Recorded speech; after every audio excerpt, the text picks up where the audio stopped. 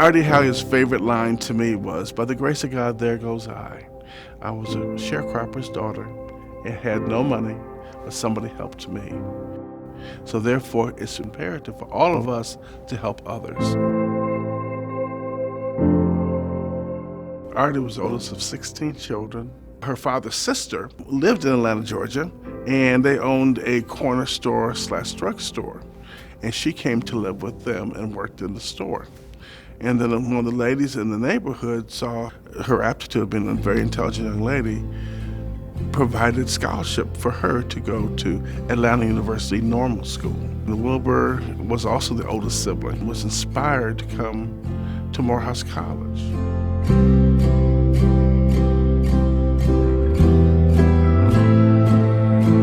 Columbia Savings and Loan was established September 24th, 1924, 90 years ago. It was established for the sole purpose for people of color who could not establish a mortgage loan to purchase a home. This was the first opportunity, of course, for a fund to be named for an African-American person in our community, thanks to the Greater Milwaukee Foundation through the late Edith Finlayson's efforts to make it happen.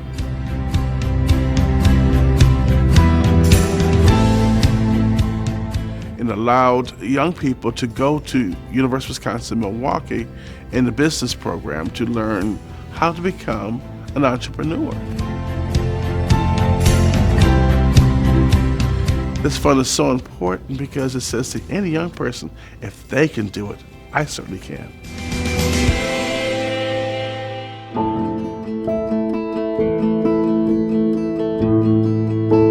The significance of the Women's Fund here in Milwaukee is that we are the only foundation that funds social change initiatives that are led by women and girls.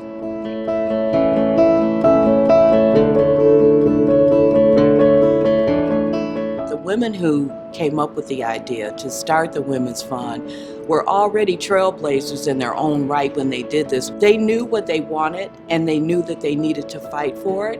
It was not popular for women to demand that they be given their rights. The end result is that they were able to start the Women's Fund of Greater Milwaukee, which has been around for 27, 28 years. And that's an amazing feat in itself, that their passion is still driving this.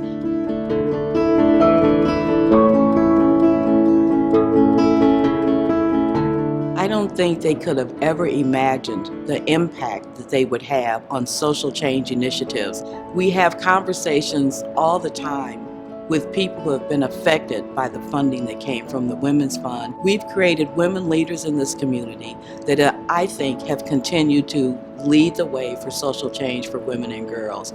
We are just so proud of that.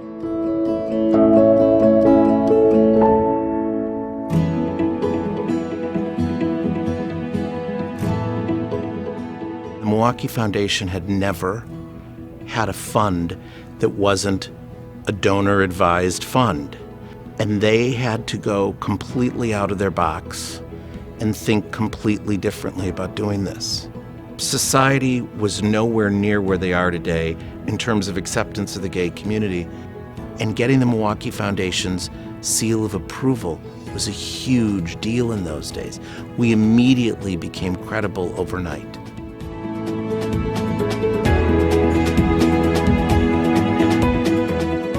I remember going and soliciting the CEO of one of Wisconsin's largest companies, and he turned us down.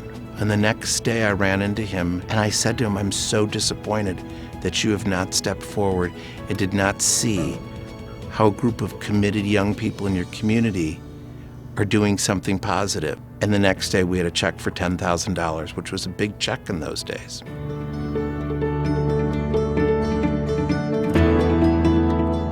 The Wisconsin AIDS Fund really became a role model nationally. We had practically no overhead. We were able to supply much needed dollars to community partners who were doing controversial things like clean needle exchanges or providing emergency assistance to help people pay rent who were not well. We thank the foundation on their 100th anniversary because the foundation was actually the Trailblazer.